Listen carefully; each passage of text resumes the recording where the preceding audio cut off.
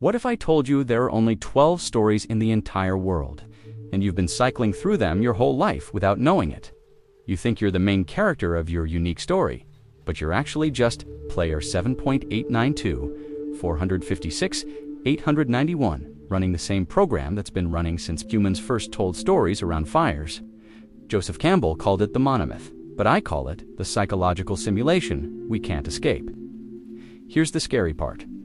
Once you see the pattern, you can't unsee it. Okay, so here's the thing Campbell discovered while studying myths. From literally every corner of the planet for over 40 years, there's this one story structure that shows up everywhere. And I mean everywhere. Ancient Greece, medieval Europe, Aboriginal Australia, Mayan civilization, Norse sagas, Japanese folklore. Doesn't matter where you look or when in history, same exact pattern. He called it the hero's journey. And it goes like this.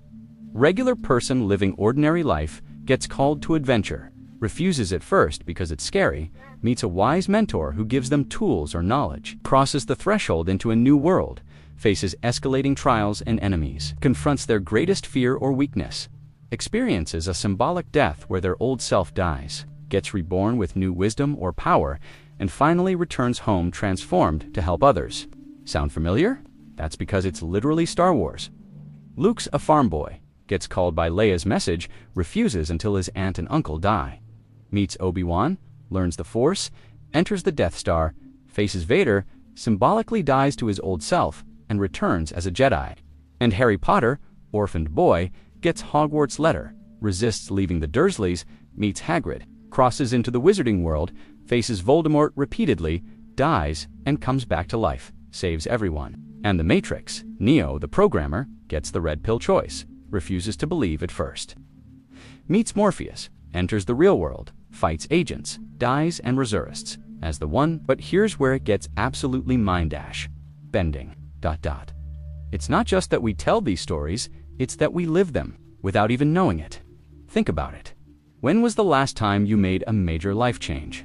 Got a new job, ended a relationship, moved cities, started a business, went back to school, had kids, whatever. I bet, and I mean I would literally bet money on this, that it went something like this. First, you were comfortable but restless. Something inside you was calling for change, but you ignored it for months or even years. Then something happened, an opportunity, a crisis, a realization, a conversation that made the call impossible to ignore. You probably resisted at first, right? I'm not ready. It's too risky. What if I fail? What will people think? I don't have the money. I don't have the skills. It's not the right time. Classic refusal of the call. But then someone, a friend, a mentor, a therapist, a book, maybe just that voice in your head, gave you the push you needed. They became your wise mentor, showing you it was possible. So you crossed the threshold.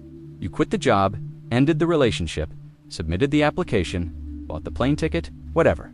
You entered this new world where you didn't know the rules anymore. And then the trials began. Challenges you'd never dealt with before. Obstacles that tested everything you thought you knew about yourself. People who doubted you, systems that resisted you, your own limiting beliefs fighting back. And somewhere in the middle of all this chaos, you probably had that moment. You know, the one where you thought, I can't do this. I'm in over my head. I've made a terrible mistake. That dark night of the soul where you wanted to give up and go back to your old life. That's your symbolic death. The old version of you dying, so the new one can be born. The caterpillar dissolving in the cocoon before becoming a butterfly. And if you pushed through, if you didn't give up, you came out the other side transformed. Stronger, wiser, more confident. You returned to your ordinary world, but you weren't the same person anymore, and now you help others make similar journeys. Campbell found this exact same pattern in every culture that's ever existed. The Sumerians were living it 5,000 years ago. Indigenous tribes have been telling these stories for tens of thousands of years. You lived it last Tuesday when you finally had that difficult conversation you'd been avoiding. Here's the really trippy part. It's not just Western stories. Aboriginal Dreamtime legends, African praise songs, Hindu epics, Native American vision quests, Buddhist parables, Sufi tales, all following the same psychological GPS that's apparently embedded in human consciousness. It's like we're all running the same emotional software, and we don't even know the code exists. So why does this happen? Why are we all unconsciously following the same script, like we're characters in some cosmic simulation? Campbell teamed up with psychologist Carl Jung to figure this out, and what they found is honestly kind of disturbing if you think about it too hard. These aren't just stories we tell. They're psychological blueprints hardwired into our brains through millions of years of evolution. Jung called them archetypes, universal patterns that exist in what he termed the collective unconscious. Basically, your individual brain is running on shared psychological infrastructure that's older than civilization itself, the same neural pathways that helped our ancient ancestors survive, recognizing the outsider, seeking the mentor, facing the shadow, integrating wisdom, returning to the tribe, are still firing in your head when you binge Netflix, swipe on dating apps, or scroll through LinkedIn looking for career inspiration. That mentor character you love in every movie. That warm feeling you get when Gandalf shows up or Mr. Miyagi starts teaching Danielson. That's your brain recognizing an ancient survival pattern. This person has knowledge. I need to survive the transition ahead. Your ancestors who found good mentors lived. The ones who didn't, well, they didn't become your ancestors.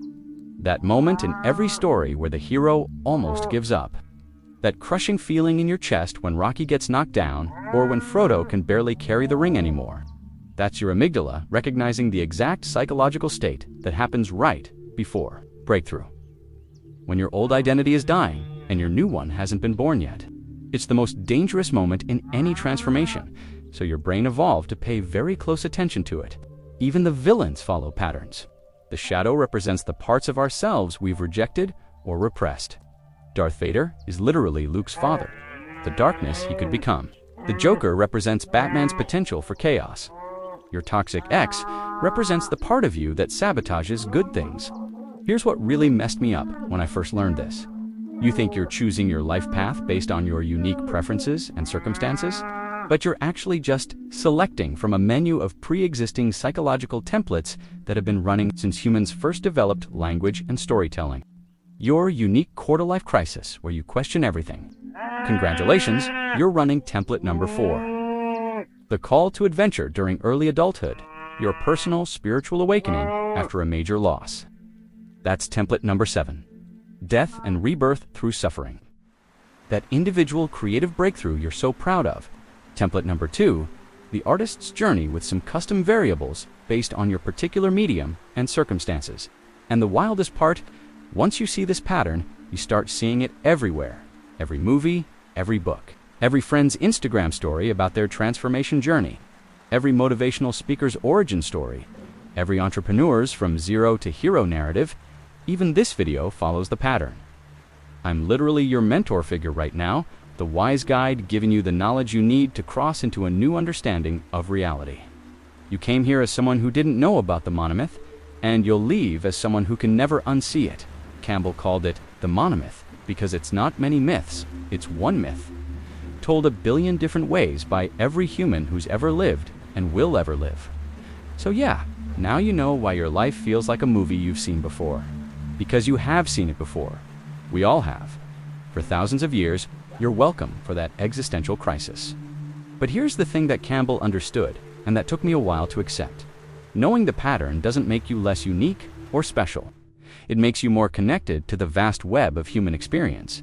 Every person who's ever felt lost, scared, excited, confused, or transformed has walked the same psychological path you're walking right now. When you're struggling through your trials, you're not alone. You're part of an ancient tradition of heroes facing their dragons. The specifics are yours. Your particular dragon, your unique gifts, your individual circumstances. But the underlying structure, that's humanity's shared inheritance.